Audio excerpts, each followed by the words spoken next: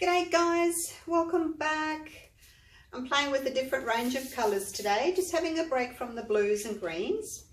So I'm practicing on this card because I don't want to waste a canvas if these colours don't work out.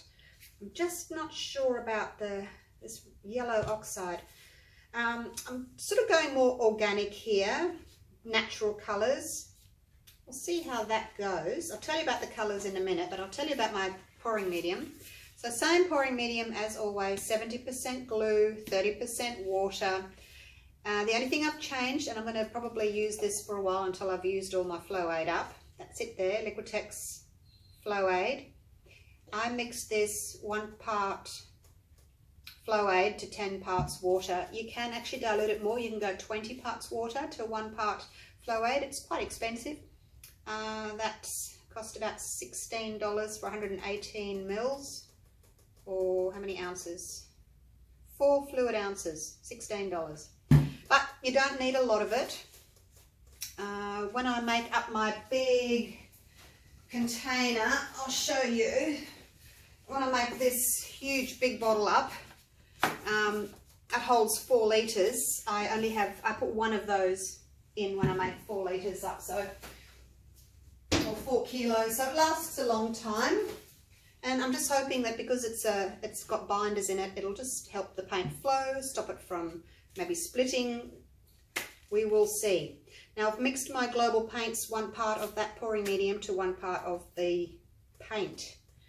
I have got yellow oxide, which is this one. It's a transparent colour. So I'm putting it next to the white, which is an opaque colour. That's my white. And then I've got this guy here, red oxide. He's also an opaque.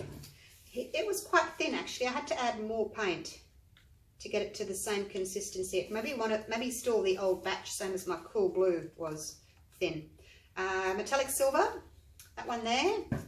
That's a transparent, so I've put it between the 2 opaques, and black, of course, is my opaque.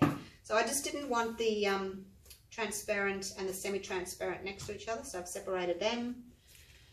Sprayed my cup with silicone oil and treadmill silicone for cells. I don't like putting it in my metallic. I find it doesn't mix. Yes, all right, let's do the black. 1, 2, 3, 4. Oops, I think 5 just went in as I lifted it up. 1, 2, 3, 4. I'll do the white. 1, 2, 3, 4. 1, 2, 3, and 4. There we go.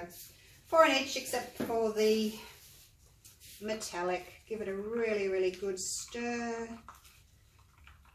I've told you this before, but if you don't stir your silicone in really, really well, when you pour out, you'll get these long blobs of silicone, which was maybe a drop or a tiny bit of a drop of silicone that's been stretched out, and you get these worm things. So make sure you stir it in really well. Stirring it in is not going to determine the size of your cells. It's the torching and then the stretching of your canvas that's going to determine your cells. So if you don't stretch your canvas very much, you're going to get small cells. If you stretch your canvas, or paint on your canvas, I should say, a lot, you're going to get big cells. Now, consistency also plays a big part in it. If your consistency is really, really thin, you know, your paint's going to flow much easier. You're going to get big cells. That's the consistency. As you can see, it's really quite bubbly. I've only just made it. I have to be at work in 2 hours, so I thought I'll just do a quick pour. Only because I had these colours in my head. See, mound on a mound. Had these colours in my head, needed to get them out. So let's do it. I'm just going to do the 1 big flip cup today. Now I've got probably, well, I've got 500 grams of mixed paint here for this size. What I did with my colours, I did 40 grams of pouring medium and 40 grams of paint. This one ended up with about 50 grams of paint, this red oxide. The white I made extra. I did 70 grams of pouring medium and 60 grams of paint. I always have a little bit less feels a bit thick. I always have a little bit less paint of the white and the black because they always tend to be quite thick. This just didn't want to pour out as freely as the others, so I figured it's a bit thick. The black and the white tend to do that. And back to the yellow. I was really indecisive about putting this yellow oxide in. First of all, I was going to do orange. And then I thought, no, that's going to be a little bit too bright maybe. And then I thought I'll just leave it out. But then I thought, oh, it's going to be too dull with just the red oxide and black and white, because, you know, the white and the silver is going to go grey. The white and the black's going to go grey, so it's going to be quite a grey painting. As I said, I'm just doing the little practice because I may add a lot more white. I actually want quite a lot of white in it, so I may end up doing a sandwich pour with these colours. I've got the day off work tomorrow, so I'm going to do some experimenting and some playing in my studio tomorrow. And I'll try these colours again.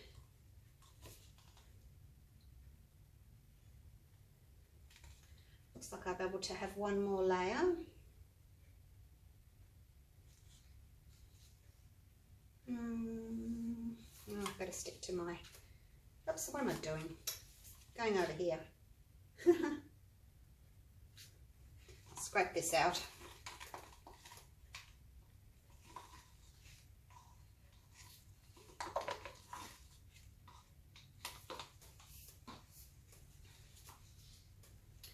And then the white again. I'll leave a little bit of white for the top, just because I've made that extra white, so I've got enough to put on the bottom and through the middle. There's a bit more of that left over too. That's because I had to add more paint, so I have got a little bit more of that left over. I don't want to make my layers too thick, because then you get big blocks of colour. But not so thin that the colours just all meld into each other and you don't even notice them.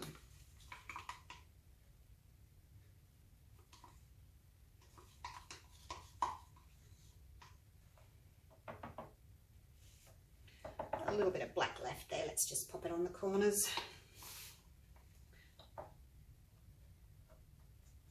Not too thick. I have decided that I'd much prefer to have a plain colour on my corners than use leftover paint out of my flip cup, which I'm never happy with, and I always want to tip off anyway, so what's the point of having it there? I'll just pop a little bit of plain colour there instead. Now I'm going to put this over the black because I don't want to put the white straight onto the black. Put a little bit left, this leftover bit of red oxide.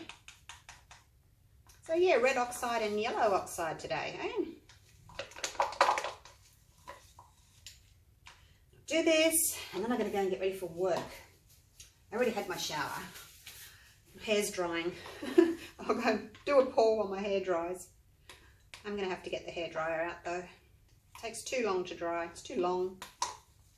Got to dry it. I've got to put it up at work, you see. Being a nurse, I have to put my hair up, so I've got to make sure it's dry. You guys don't need to know that, do you? I'm just yabbering. Filling time in while I layer my cup. Okay, so that's a lovely big cup. Look at those colours. I'll just do that.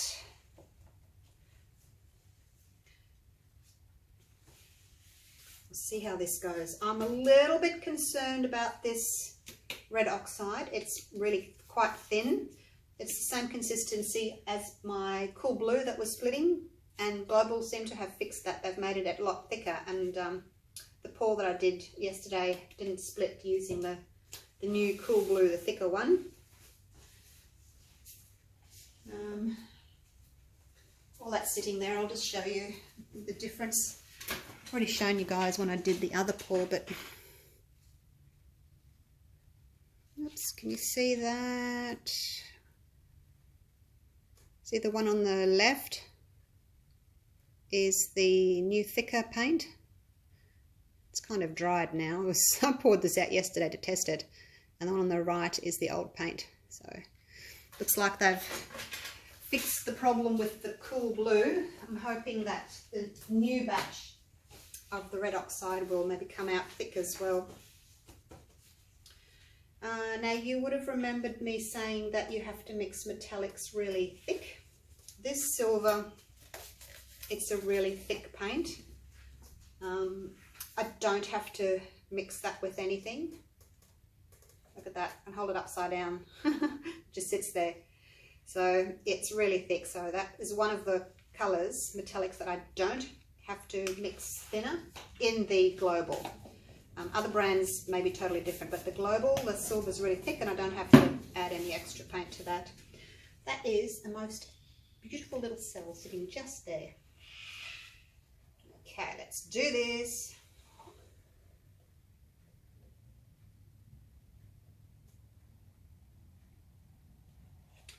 Now, as I get closer to the end there, I get these stripies, which I'm never happy with, and they always end up going. But yeah, the cup's really empty there.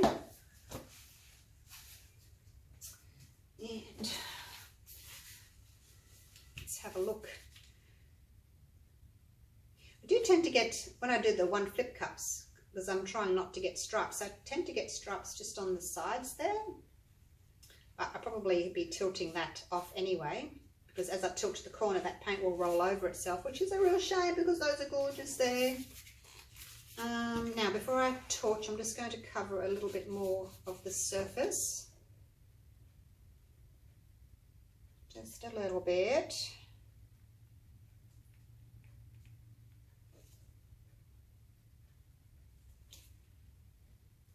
Okay, bring it back to the middle. And now I'll torch.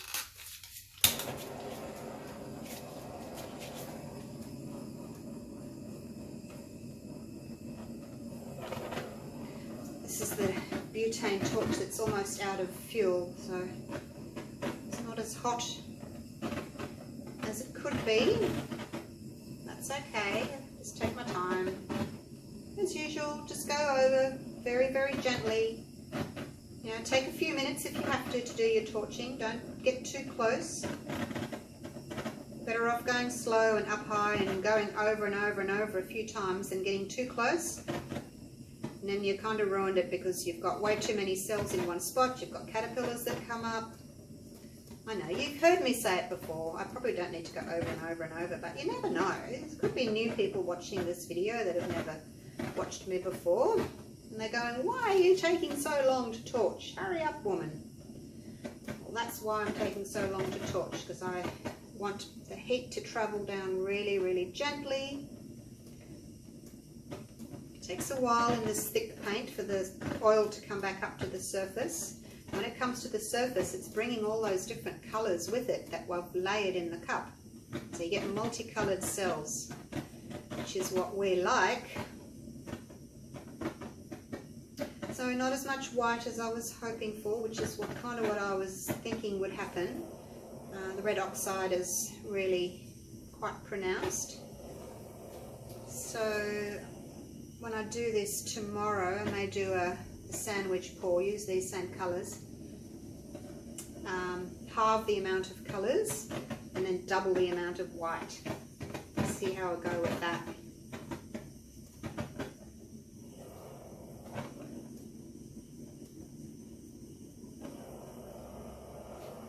It's quite bubbly, popping lots of bubbles. I didn't think I was going to pour today, so I didn't make any paints up last night. You know, as I said, I have to start at 10 this morning, and it's 20 past 8 now, so oh, I've got to get a wriggle on. I have to leave at 9:30, so I've got just over an hour before I have to leave, and here's me still in my painting clothes. Hair and makeup not done. Lunch not made. Oops, might be in a bit of trouble.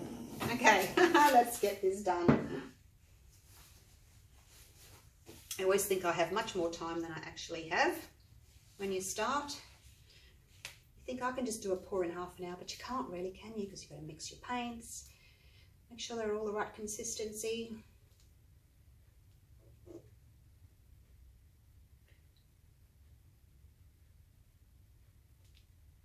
I'll just do a big circle type of a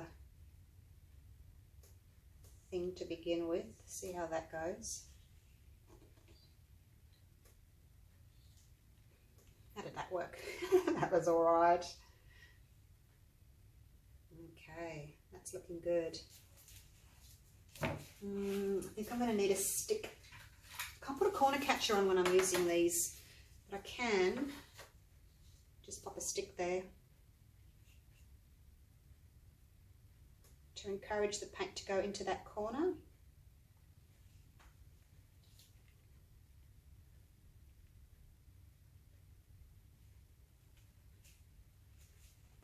Then where the stick's touched here, these cells, and then back again, they've kind of gone out of shape. So let's get rid of those. So that corner's done.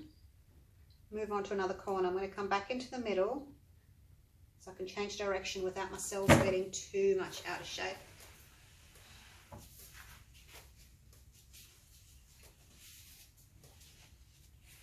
Yeah, a lot of red oxide. Certainly not as much white as I was hoping. I was really hoping for a white, pale grey kind of a look.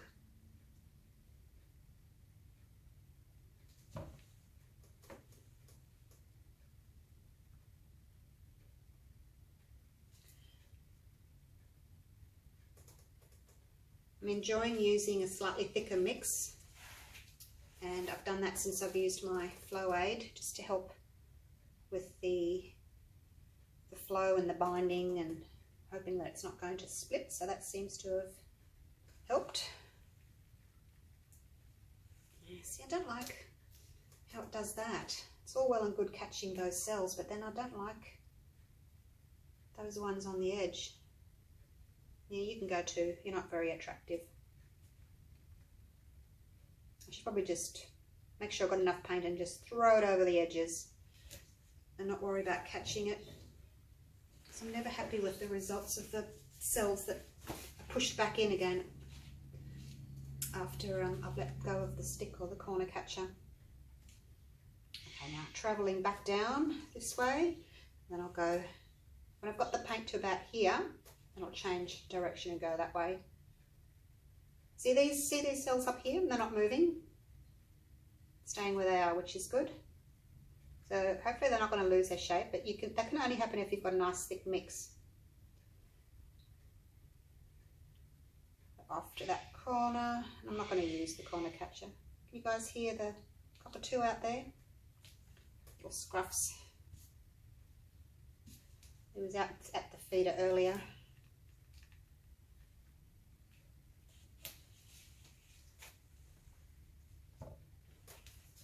Never know what noises you can pick up, whether or not you can hear a cockatoo outside like I can. You probably can't.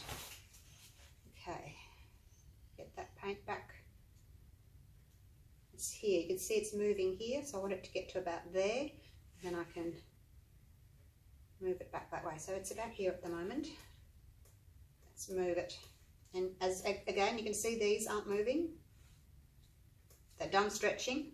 If you've got too much paint on your surface, they will keep moving. So don't use too much. Just enough to cover everything. Otherwise these guys will keep moving and they'll all go out of shape while you're trying to get down here.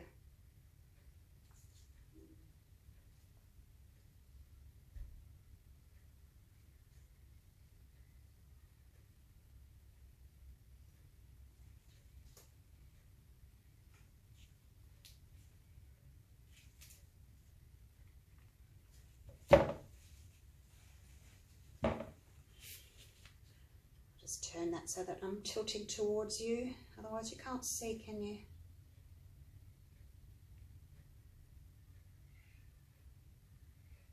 Silver's not that prominent, and you actually can't tell whether it's silver or whether it's just grey from the let's put my finger in it, from the black and the white mixing.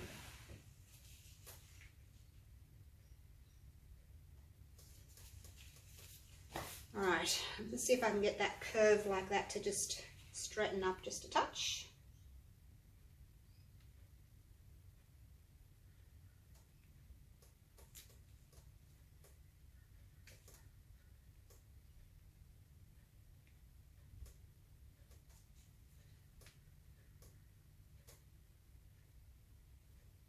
I really like how the red oxide is the background and then the white rings around the cells are really distinctive.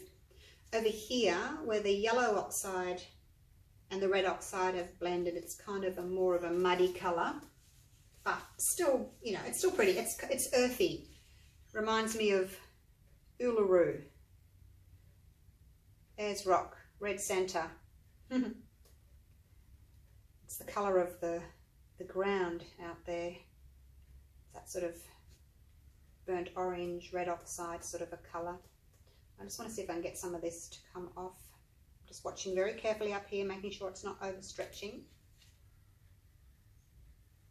I just want some of this down here to come off. So I'm moving the paint to where I want it to go, which is this bit. You can see this bit's moving. Probably a very silly thing to do to try and get that to go, but I'm doing it regardless.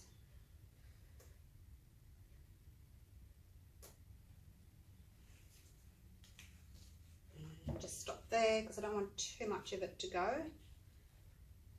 Just wanted to move it down a little bit. So those cells down the bottom there were just a bit big. Now moving it back this way to open up these cells here. I don't know if I want to use that yellow oxide again. Might look better if I do a sandwich pour. I don't know. It's not my favourite colour. Reminds me of baby poo. That yellow colour. Alright, let's leave it at that, hey? So, pretty cells. They've moved well. No split paint, which is always a bonus. But yeah, certainly didn't get the whitish, greyish look that I was wanting. I'll try again tomorrow. I'll take you down for a close-up.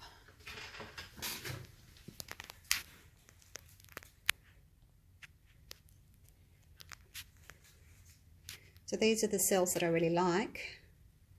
The white rings around them. They're always more defined, you know, if you've got a white ring around a dark cell or on a dark background, than if you've got light on light. And if you try and alternate your opaques and your semi-opaques or your semi-transparents, you're going to get a better cell anyway. So there you go. Yeah, not bad for practice. I can see what's going to happen with the colours. Yeah, definitely going to have a lot more white. So I'll try this with the sandwich pour tomorrow and see how we go. Okay, thanks for watching. Bye for now.